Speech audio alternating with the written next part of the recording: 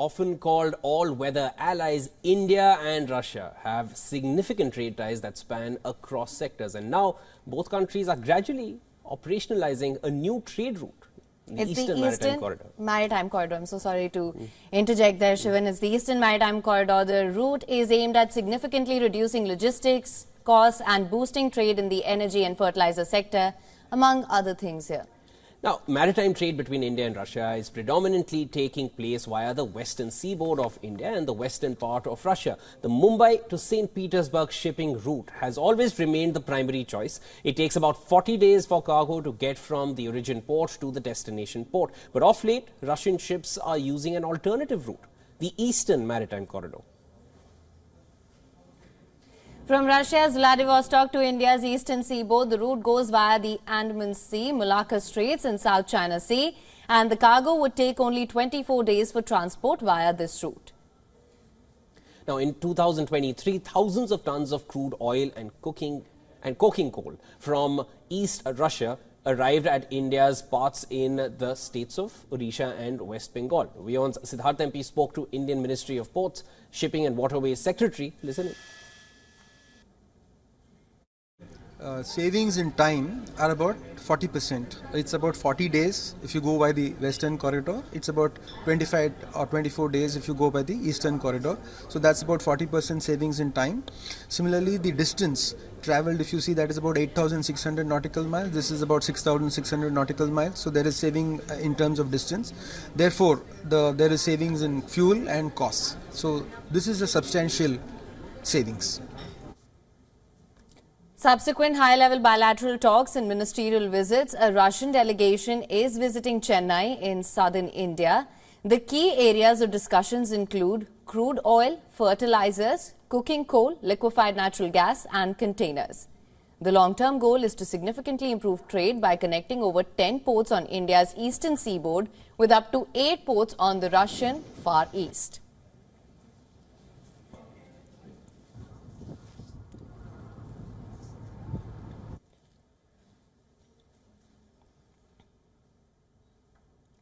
And now for more on this, our correspondent Susan Tehrani spoke with the Russian Foreign Minister Sergei Lavrov about the potential impact of the Eastern Maritime Corridor on Russia's trade relations with India. Listen to this. How Russia views the potential impact of the Eastern Maritime Corridor on the country's trade relations with India and also its broader economic interest in the Pacific region as well. Thank you. I think this is a question that requires a great answer, a big one, a detailed one. But we, as an overwhelming majority on the Eurasian continent, have an interest in new corridors that would ensure, first and foremost, cheaper logistics, faster delivery of goods than it happens right now, or through the Suez Channel or around Africa. And number 3, everyone has an interest in creation of logistic and transport chains that would not depend from the West. They will be independent of those who systematically abuse their position in global trade and global transportation routes. There is a north-south corridor that would allow to bring from the Baltic Sea goods efficiently, reliably to the Persian Gulf. There is a plan to connect ports of Russia in the Far East and India. There is also an initiative, Europe, Middle East, India. That's all. It's up to the Western Europeans. They're promoting this topic. For us, the priority is the north-south corridor, and it will benefit India directly. It will go through Russia, Azerbaijan, Iran, and further down to India. Now, Susan shared some more insights on the same lesson. Listen in.